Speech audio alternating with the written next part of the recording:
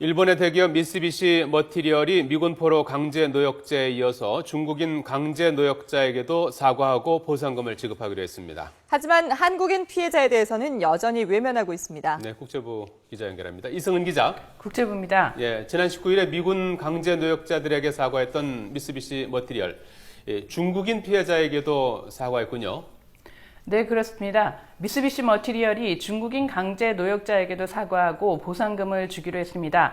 일본 교도통신은 미쓰비시가 자사탄간 12곳에서 강제 노역한 중국인 피해자 3,765명에게 사과하기로 했다고 보도했습니다. 또 한 사람당 피해 보상금 10만 위안, 우리 돈으로 1,870만 원을 주기로 했다고 보도했습니다.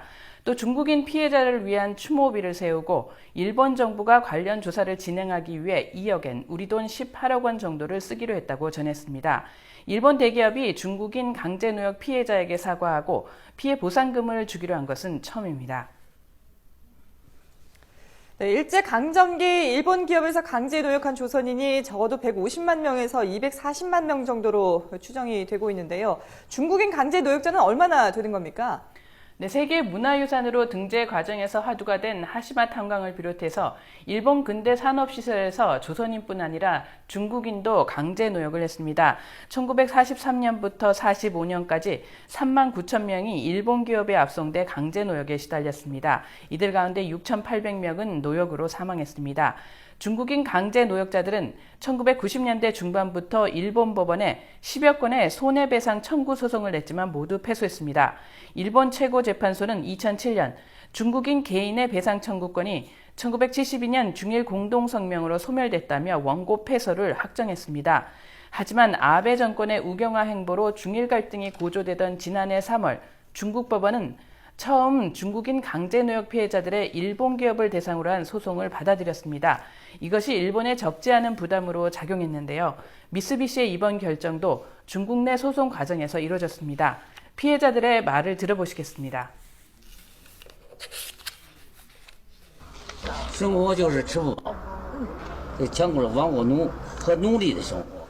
二战期间，我们的父辈们被日本三菱公司强掳到日本向北窑，遭受了多少的虐待，忍受了多少的屈辱，世人皆知。这个屈辱的历史不能再演。 자, 이번에도 우리 피해자들에 대한 언급은 없었다고요? 그렇습니다. 미쓰비시 머티리얼의 오카모토 유키오 사위이사가 외교관 출신입니다. 오카모토 이사는 지난 20일 도쿄에서 외진 기자회견을 열었는데요. 자사가 영국과 네덜란드, 호주의 전쟁 포로에게도 미군 피해자들에게 한 것처럼 똑같이 사과하기를 바란다고 말했습니다. 하지만 한국인 징용 피해자들에 대해서는 법적인 상황이 다르다고 말했습니다. 미쓰비시 측은 강제 노역한 조선인이 법적으로 일본 국민이었다는 시각을 갖고 있는 것으로 전해졌습니다.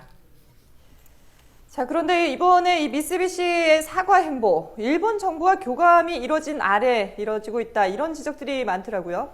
그렇습니다. 일본 정부의 과거사 부정과 집단 자해권법 강행으로 국제사회 비난이 커지고 있는 가운데 아베 총리의 종전 70주년 담화를 앞두고 우호적인 분위기를 조성하기 위한 것으로 분석됩니다.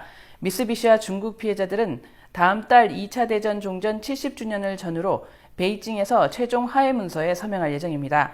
또 현재 물밑에서 논의되고 있는 9월 중일 정상회담 성사를 염두에 두고 있다는 분석도 나옵니다. 아베 총리는 주변 국가의 외교 관계가 최대 약점입니다. 9월 말 자민당 총재 선거 전에 중일 정상회담을 성사시키면 중요한 외교 성과로 포장할 수 있습니다.